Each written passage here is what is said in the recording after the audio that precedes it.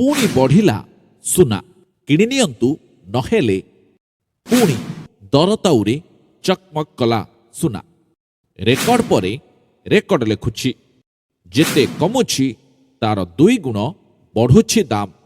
ଏବେ କିଣନ୍ତୁ, ନହେଲେ ପସ୍ତେଇବେ।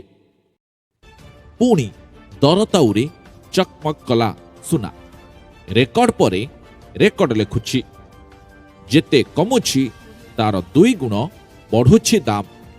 ଏବେ କିଣନ୍ତୁ, ନହେଲେ ପସ୍ତେଇବେ। ହଁ ଆଜ୍ଞା, ଚାଲିଛି ବାହାଘର ସିଜିନ୍। ପ୍ରତିଦିନ ଭୋଜି ଭାତର ଆୟୋଜନ। ବରକନ୍ୟାଙ୍କ ପଡ଼ୁଛି ହାତଗଣ୍ଠି। ସାଙ୍ଗସାଥୀ ସମସ୍ତେ ଖୁସ୍, କିନ୍ତୁ କନ୍ୟା ପିତା ଏବଂ ତାଙ୍କ ବନ୍ଧୁବାନ୍ଧବଙ୍କ ମୁହଁରେ ହସ ନାହିଁ।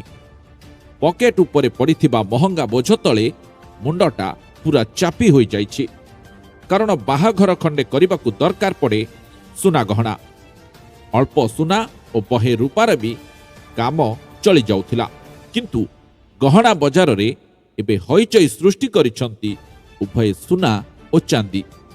ରେଟ୍ ବୃଦ୍ଧି ନିଆଁରେ ଜଳୁଛି ସୁନା ରୂପା।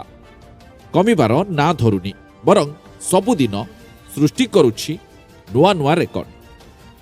ଲଗାତାର 2 ଦିନର ସାମାନ୍ୟ ଆଶ୍ୱସ୍ତି ପରେ ଆଜି ପୁଣି ବଜାରରେ ନିଆଁ ଲଗାଇଛି ହଳଦିଆ ଧାତୁ ଓ ଧଳା ଧାତୁ।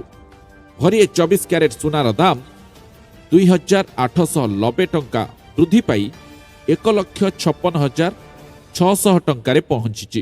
ସେହିଭଳି 22 କ୍ୟାରେଟ୍ ସୁନାର ଦର 2,650 ଟଙ୍କା ବଢ଼ି 1,43,550 ଟଙ୍କାରେ ସ୍ଥିର ହୋଇଛି। ଆଉ ସୁନାକୁ ଟକ୍କର ଦେଇ ହାଇଜମ୍ପ ମାରି ଚାଲିଛି ଚାନ୍ଦି। ରୂପା ବି ନିଜର ସବୁ ପୁରୁଣା ରେକର୍ଡକୁ ଭାଙ୍ଗି ସର୍ବକାଳୀନ ଉଚ୍ଚ ଦରରେ ପହଞ୍ଚିଛି। ପ୍ରତି କିଲୋଗ୍ରାମ ରୂପାର ମୂଲ୍ୟ 5,000 ଟଙ୍କା ବଢ଼ି 2,85,000 ଟଙ୍କାରେ ପହଞ୍ଚିଛି। ଲାଗୁଛି ସୁନା ଚାନ୍ଦି ଦାମ ବଢ଼ିବାରେ ପରସ୍ପର ସହ ପ୍ରତିଯୋଗିତା କରୁଛନ୍ତି। 2 ଧାତୁର ଦାମ କେବେ ଏକାସହ କମୁଛି, ତ ଏକାସହ କେବେ ରେସ୍ କଲା ପରି ଆଗପଛ ହୋଇ ବଢ଼ୁଛନ୍ତି। ଏଥିପାଇଁ ତ ସୁନା ରୂପା କିଣିବା ଏବେ ସାଧାରଣ ଲୋକଙ୍କ ପାଇଁ ସ୍ୱପ୍ନ ପାଲଟିଗଲାଣି। ନିବେଶକମାନେ ଏହାକୁ ବିଲିୟନ ବଜାରର ନୂଆ ଶକ୍ତିର ସଂକେତ ଭାବୁଛନ୍ତି।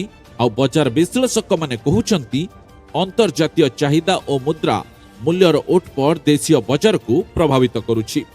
ହଁ ଦର୍ଶକ ବନ୍ଧୁ, ଯଦି ଆପଣ ଭାବୁଛନ୍ତି ଯେ କାଲି ଦର କମିବ, ତେବେ ହୁଏତ ଆପଣ ଭୁଲ କରୁଛନ୍ତି। ବଜାର ବିଶେଷଜ୍ଞଙ୍କ ମତରେ ଦର ବଢ଼ିବ ପଛେ ଆଉ କମିବନି।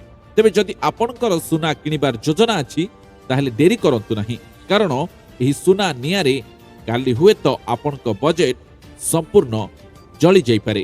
ତେବେ ଏବେ କିଣନ୍ତୁ, ନହେଲେ ପସ୍ତେଇବେ।